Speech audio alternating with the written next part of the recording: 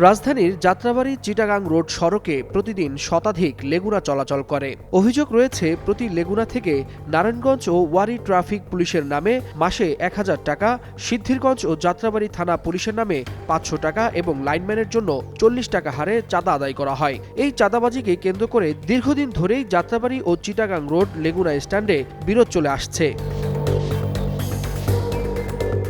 সবশেষ ঘটনায় চাঁদা দিতে অস্বীকার করায় গত শুক্রবার বিকেল ৩:৩০টার দিকে যাত্রাবাড়ী মাছের আড়তের কাছে সুফিয়া গার্মেন্টসের পাশে খায়রুল নামের এক লেগুনা চালককে পিটিয়ে হত্যার অভিযোগ উঠেছে।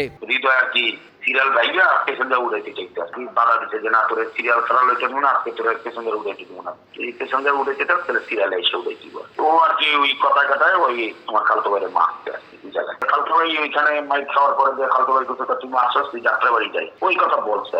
আরো কয়েকজন সোহান এরকম কয়েকজন আছে, এরা নাকি মিলে এই নিয়মিত চাঁদা ড্রাইভার থেকেই নেয়। ড্রাইভারদের উপরে ওরা অত্যাচার করে, মারে। এমন অন্যান্য ড্রাইভাররা বলছে যে ভাই এরা ওই মন চাইলে খাবড়ায়, মন চাইলে মারে, মন চাইলে ব্রেক মানে লাইন ওরা বঙ্গ করে প্যাসেঞ্জার উঠায়। তো ভাই ভয়ে আমরা কেউ কিছু করি না, আমরা অনেক মাইক খাইছি আবহাওয়াতে। ওই হিসাবে হয়তো বা দেখা গেছে এখানে ওদের বিরুদ্ধে আসলে কেউ এরকম প্রতিবাদ করতো না। ৭,০০০ টাকা মানে কি আর ওদের ওই লাইনে নাকি কি বলে টাকা সুদা নেয়, এরকম কিছু টাকা ওর কাছে চাইছিল। ওই টাকাটা দিতে চায় মানে অপরাধ ইয়া করছে যে আমি দিব না। এ বিষয়ে যাত্রাবাড়ী থানার কর্মকর্তা মিজানুর রহমান যুগান্তরকে জানান, নিজেদের মধ্যে বিরোধ থেকেই এই হত্যাকাণ্ডের ঘটনা ঘটেছে বলে প্রাথমিক তদন্তে জানা গেছে। এটা তো তদন্তের বিষয়। আমাদের কাছে যেটা প্রাথমিকভাবে হয়েছে সেটা হচ্ছে যে ওনাদের একটা লেগুনায় ওই চিটাগাং রোডের দিকে তর্ক বিতর্ক হয়েছিল। পরে ওই জেদ ধরে মানে সিরিয়াল মেনটেন করে নিয়ে হচ্ছে মানে করা নিয়ে এখানে আবার পরে ওই মারামারি ওই সূত্র ধরে আবার এখানে ওই তর্ক বিতর্ক জেদ ধরে এখানে আবার মারামারি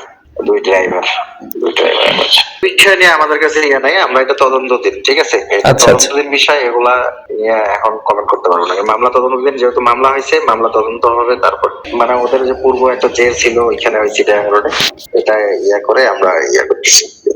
৮ জন এজার নামে আসামির মধ্যে একজনকে গ্রেপ্তার করে বিজ্ঞ আদালতে চালান করা হয়েছে।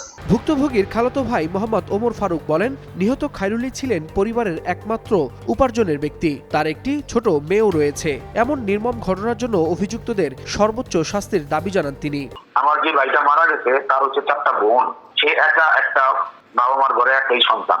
তার মনে করেন উপরেই ডিপেন্ডেন্ট পুরা সংসারটা। তার হচ্ছে একটা বাচ্চা 3 বছর একটা মেয়ে, মানে ছন্ন ছাড়া। এবং এই সংসারটা কিভাবে সামনে আগাবে না দেখলে আপনাদেরকে বুঝাইতে পারবো না আসলে কি অবস্থা আছে। তারা এখন তো অসুস্থ, দ্বিতীয়ত এখন পুরাই মেন্টাল, পোলার শোকে এখন পুরাটাই মেন্টাল হয়ে গেছে। দাবি একটাই ভাই, এই অপরাধী ফাঁসি চাই।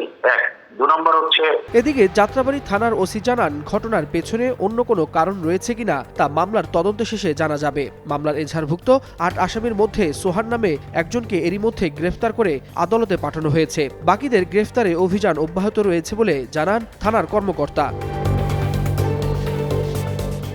ওয়ালিউল হাসানাত, যুগান্তর নিউজ।